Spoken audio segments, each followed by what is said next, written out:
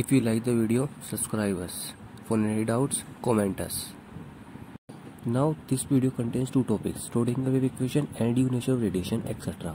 So now sir is going to take the class. Be ready and make your notes. Atomic structure part 2 मैं आपको इसके बारे में बता रहा हूँ. Dual nature of radiations, Schrodinger wave equation and numerical based on the quantum numbers. Number first, dual nature of radiations. Radiation consist of the small packets of energy. These are called photons. यानी कि जो radiation चलता है वो small packets of energy के रूप में चलता है, फोटोन्स कहते हैं. दीज पैकेट्स ऑफ एनर्जी, ये जो पैकेट्स होते हैं ऑफ एनर्जी के, possesses the property of the wave as well as a particle. यानी कि जो पैकेट्स होते हैं एनर्जी के वो रखते हैं प्रॉपर्टी वेव की भी और पार्टिकल, यानी ड्यूअल नेचर होती है उनकी. Energy of each photon is given by E is equal to h nu, equation number first, according to the Einstein equation. E is equal to mc square, equation number 2, where m is the mass of the photon and c is the velocity of the radiation. From equation first and 2, h nu is equal to mc square. Since nu is equal to c by lambda, put in 3. h into c by lambda is equal to m into c into c. c से c cancel कर दीजिए. h upon lambda is equal to mc. Mass into velocity is equal to the momentum. So lambda is equal to h upon mc. Lambda is equal to h upon p. Schrodinger wave equation number 2. Schrodinger gave the following equation for the motion of an electron along any of axis x, y and z. Del square phi upon del x square plus del square phi upon del y square plus del square phi upon del z square plus 8 pi square m upon h square bracket e minus v into phi is equal to 0, where x and y and z are the coordinates. Where m is the mass of the electron, E is equal to total energy of the electron, U is the potential energy of the electron, H is the Planck constant, phi is equal to amplitude of the electron wave and the called wave function. Significance of phi. Phi describes the amplitude of the electron wave, full stop. Phi square gives intensity of the electron. Phi square gives the intensity of the electron. That is the waves of phi square is helpful. जो phi square है वो helpful है in determining the probability of the electron in a given region. एक given reason में electron की क्या संभावना है वो फाई स्क्वायर से हम फाइंड आउट कर सकते हैं. Topic number 3, electronic configuration of the cation. When one और मोर इलेक्ट्रॉन्स, यानी कि एक या एक से ज्यादा इलेक्ट्रॉन्स अगर हम remove from the outer most orbit of the element, cations are formed. अगर हम एक से ज्यादा इलेक्ट्रॉन रिमूव करते हैं आउटर मोस्ट ऑर्बिट से तो कैटायंस बनते हैं. Electrons are always remove from the outer most orbit. Electrons को हमेशा आउटर मोस्ट ऑर्बिट से रिमूव किया जाता है ऑफ द एटम के, क्योंकि आउटर मोस्ट ऑर्बिट में जो इलेक्ट्रॉन्स होते हैं वो मोस्ट क्लोजली बाउंडेड इलेक्ट्रॉन्स होते हैं. These units of the positive charge, the unit of the positive charge on the cations is equal to the number of the electrons loss. जो positive charge आएगा, जितने electrons loss करेगा उतना ही positive charge उस पर आएगा. Atoms and ions having unpaired electrons are paramagnetic. Atoms and ions which do not have unpaired electrons are diamagnetic. यानी कि एटम्स और आयंस जिनमें अनपेयर्ड इलेक्ट्रॉन्स होते हैं वे पैरामैग्नेटिक नेचर में होते हैं, और एटम्स और आयंस डू नॉट हैव, जो अनपेयर्ड इलेक्ट्रॉन नहीं रखते हैं, वे डायमैग्नेटिक होते हैं. Greater the number of the unpaired electrons, अगर नंबर ऑफ अनपेयर्ड इलेक्ट्रॉन्स ज्यादा हैं, present greater is the paramagnetic character. तो उसका पैरामैग्नेटिक कैरेक्टर जो है वो आपका ज्यादा होगा. Page number 3, Fe. Atomic number 26, electronic configuration on of our rules: 1s2, 2s2, 2p6, 3s2, 3p6, 3d6, 4s2. Fe positive, यानी कि इसमें से 2 इलेक्ट्रॉन लॉस कर दीजिए आउटर मोस्ट ऑर्बिट से. 1s2, 2s2, 2p6, 3s2, 3p6, 3d6 रह जाएगा. और इसमें जब इलेक्ट्रॉन की फीलिंग करेंगे तो 4 अनपेयर्ड इलेक्ट्रॉन्स होंगे. There are the 4 unpaired electrons in the Fe++. It is the paramagnetic characters. Number second, Fe26 में का electronic 1s2, 2s2, 2p6, 3s2, 3p6, 3d6, 4s2 according to the upper rule. Fe3 positive, Fe पर 3 positive अगर हम लगाते हैं तो 3 electron loss करेंगे. 4s2 से 1 इलेक्ट्रॉन निकल जाएगा, 3d से 1 इलेक्ट्रॉन रिमूव हो जाएगा, इलेक्ट्रॉनिक कॉन्फ़िगरेशन आ जाएगा 1s2, 2s2, 2p6, 3s2, 3p6, 3d5.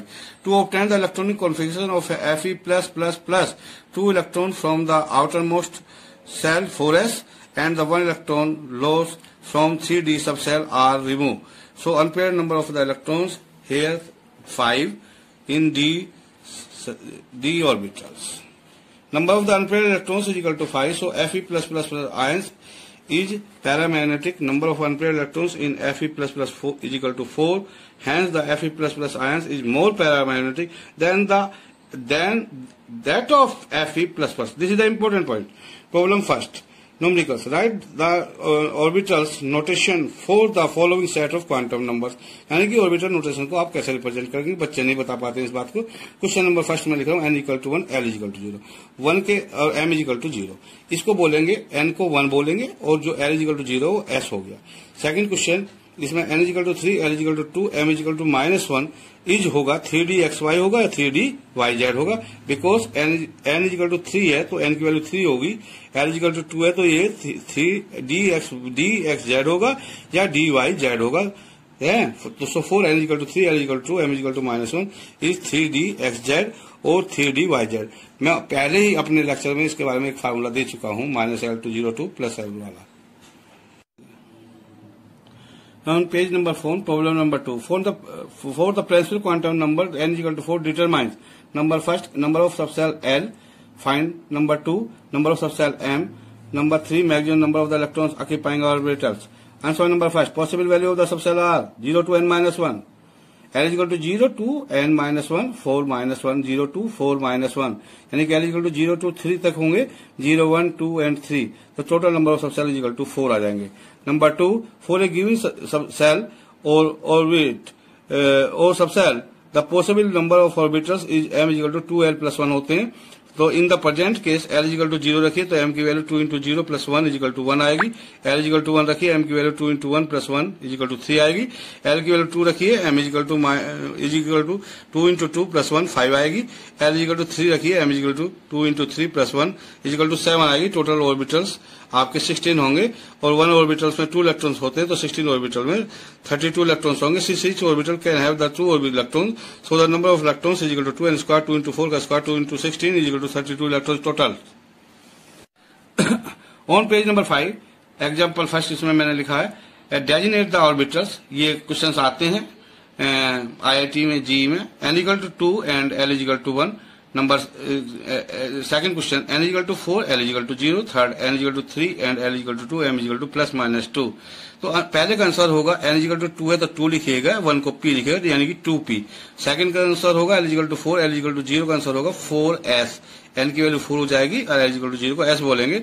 Number third 3dxy और 3dx square minus Y square, क्योंकि 3 को n की वैल्यू 3 हो गई इसमें और 2 के l इक्वल टू 2 के लिए जो m की वैल्यू है वो प्लस माइनस 2 है तो इसका वैल्यू 3dxy या 3dx square minus Y square होगी.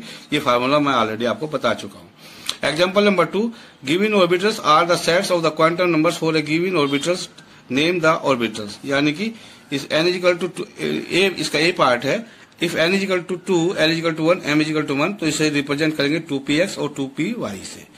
b, n is equal to 4, l is equal to 2, m is equal to 0 को रिप्रेजेंट करेंगे 4dz स्क्वायर से. Number c, n is equal to 3, l is equal to 1, m is equal to plus minus 1 इसे represent करेंगे 3px और 3py से. d, n is equal to 4, l is equal to 0, m is equal to 0 को represent करेंगे 4s से.